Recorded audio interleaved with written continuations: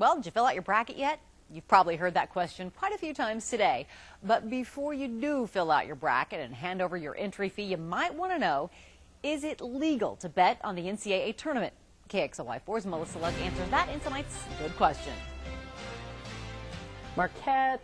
Hey there, I'm just filling out my bracket here for the NCAA tournament. You know, it's probably the most common way that people bet on sports. Your mom probably has a bracket. But you might want to ask yourself, is handing over your money along with your bracket even legal? There's nothing quite like the madness that comes along each March. The basketball, the buzzer beaters, and especially the brackets. Office pools all over the country are ramping up today. But the state of Washington is about to call a flagrant foul. It falls under professional gambling, so it depends on the dollar amounts if it's a felony or a misdemeanor.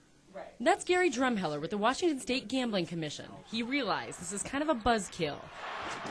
But he's here to tell you, if you fill out a bracket and pay an entry fee and expect a prize in return, you're breaking the law in almost every state, including Washington.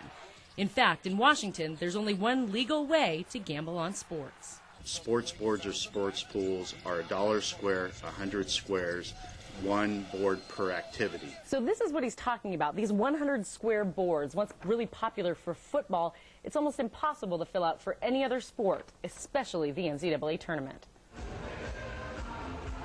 When the legislature passed this law in 1973, disco music was just starting to heat up the airways. The NCAA tournament was just 25 teams. Even if there were brackets back then and you correctly picked UCLA to win that game, you would have run afoul of the law. So what's legal in Washington? Can you even bet on a game with your friends? If you bet $5 with your friend on a single game, that's legal. If you fill out a bracket but don't pay money to enter, that's also legal. And if you somehow figure out a way to make this thing work for basketball, you're in the clear. Anything other than that, you might get a call from the Gambling Commission, though you're probably not going to prison. If we run across those, we're going to let people know that it's illegal to do that. But we're going to go about our business as usual. And if we come across it, if we get complaints, we will investigate it. With this Good Question, Marquette. I'm Melissa Luck. Marquette. 1,000 to 6. KXLY4 HD News. You think she might have gone to Marquette? Well, do you have a question about the world and how it works? We want to know what you want to know. Just send us your questions to goodquestion@kxly.com.